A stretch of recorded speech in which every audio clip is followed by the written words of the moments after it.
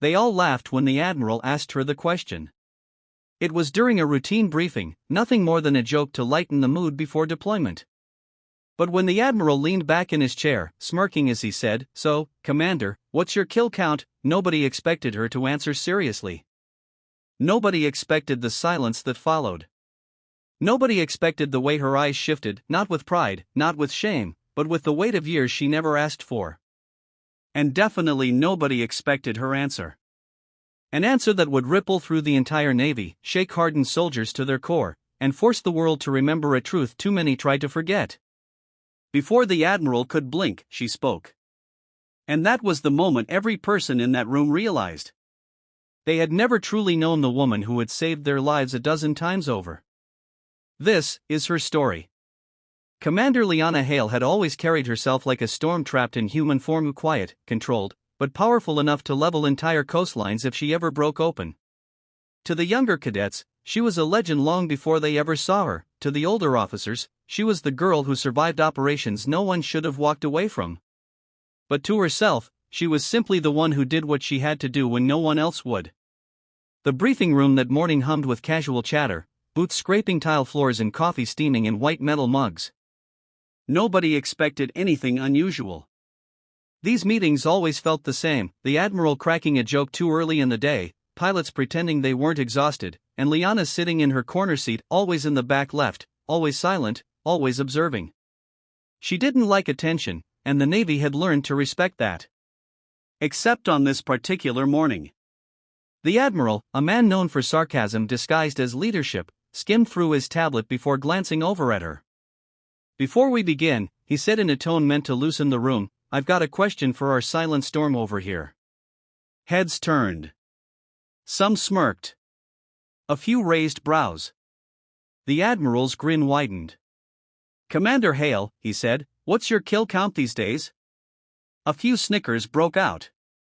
Someone muttered, "Bet it's at least 60. Another whispered, "Try 100. They expected a witty comeback or a dismissive shrug. Instead, silence. Liana's fingers slowly curled around her mug. Her eyes didn't lift right away, she stared at the dark surface of her coffee as if she could fall into it. When she finally looked up, the room felt colder. Her voice was soft, steady. "Does it matter if it was 1 or 1,000, she said, "if I still remember every single face?" The laughter died instantly. She continued, not to boast, not to intimidate, but because the Admiral had asked, and she had never been one to dodge the truth. "You want a number," she said. "Fine. My kill count is 39. Gasps. Whispered curses. Stunned silence. "But they weren't enemies on a list," she went on. "They were people who didn't leave me a choice. People who would have killed our teams. People who shot first. People who begged for mercy. People who didn't even know my name." Her breath trembled once. Only once. "And I remember every single one of them." Even the Admiral froze, not out of fear, but out of the sudden realization that behind the uniform stood a human being whose burden went far beyond the medals on her chest. Liana pushed her mug away and stood. "You asked as a joke, sir," she said quietly. "But it's not a joke to me." Then she walked out, leaving a room full of soldiers who suddenly realized that words, careless, simple words, could reopen wounds deeper than battle scars. Outside, the hallway lights flickered softly as she walked, the weight of memories pressing down on her shoulders. She could almost hear the gunfire again, smell the dust, feel the blood on her gloves she could never wash off. But she kept moving forward because that was the only direction life ever allowed her. What no one knew yet, not even Liana herself, was that this moment would spark a change across the entire Navy. A change no weapon, no medal, and no war had ever accomplished. For the first time in years, Commander Hale didn't go straight to her quarters after a briefing. Instead, she walked to the deserted observation deck overlooking the ocean. The waves crashed against the steel hull of the carrier, echoing like distant explosions. Their rhythm was almost comforting, almost enough to drown out the memories clawing back into her mind. She leaned on the railing, steadying her breath, when footsteps approached from behind. It wasn't the Admiral, or a superior officer. It was Lieutenant Jace Rowan, the youngest pilot in the squadron, cocky on good days, reckless on bad ones. But today he didn't approach with swagger. Today, his steps were cautious, unsure, as if he were approaching a wounded animal. He stood beside her but kept a respectful distance. "Commander, I'm sorry about what happened in there." "It wasn't your fault," she said without looking at him. "Still," he murmured. "We didn't know." "Of course they didn't. Nobody ever did." The Navy saw her record, her efficiency, her unmatched precision in the field, and assumed she was unstoppable, an unbreakable weapon. They never stopped to imagine the person behind it all. Jace hesitated before asking, "Is it true? That you remember all of them?" Liana closed her eyes. For a moment, she considered lying, softening the truth to make him feel better. But she had given up lying to herself long ago. "Yes," she whispered. "Every single one." She expected him to recoil, to leave, maybe even to fear her. But instead, he leaned on the railing beside her, the ocean wind tugging at his hair.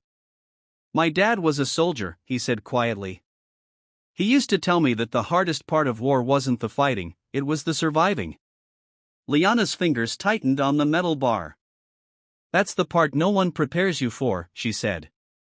Lightning cracked in the distance, illuminating the sky in white streaks. The storm was coming, but neither of them moved. "You know," Jace said again, his voice softer, "you saved our entire squadron last year. But you never talk about it." "Why?" "Because saving lives doesn't erase taking them," she replied. Then, for the first time in years, she allowed herself to speak the truth she had buried deepest. "I didn't join the Navy to break people," she said. "I joined hoping to protect them. But somewhere along the way, I became good at something I never wanted to be good at." Her voice cracked, barely audible. "And now everyone calls me a hero, but I don't feel like one. Not when I can still see every face of the people I couldn't save." Both sides.